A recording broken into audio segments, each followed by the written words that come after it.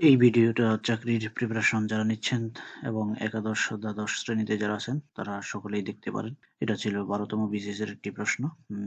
P এর মান কত হলে 4x² - px + 9 রাশিটি একটি পূর্ণবর্গ হবে?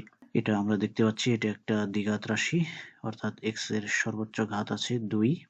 তাহলে এটাকে দ্বিঘাত রাশি ax² + bx + c, এটা হচ্ছে দ্বিঘাত রাশির সাধারণ ফর্ম। এটার সাথে তুলনা করলে আমরা লিখতে পারি এখান থেকে a হচ্ছে 4, b হচ্ছে -p, c হচ্ছে 9। যেটা a হচ্ছে 4, এই 4, b হচ্ছে -p, এই -p, এবং c 9, এই যে 9।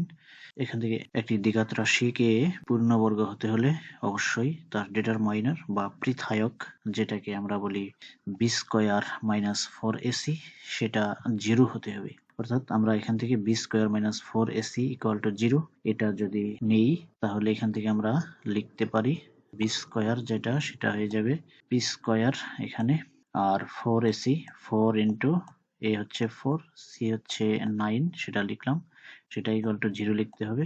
এখান থেকে ক্যালকুলেট করলে আমরা পাই p² - 144 = 0, অর্থাৎ p² = 144। সুতরাং p হচ্ছে 12। তাহলে এটার মিনিং হচ্ছে এখন p এর মান 12 হলে রাশিটি পূর্ণবর্গ হবে। রাশিটি তখন হবে 4x² - 12x + 9।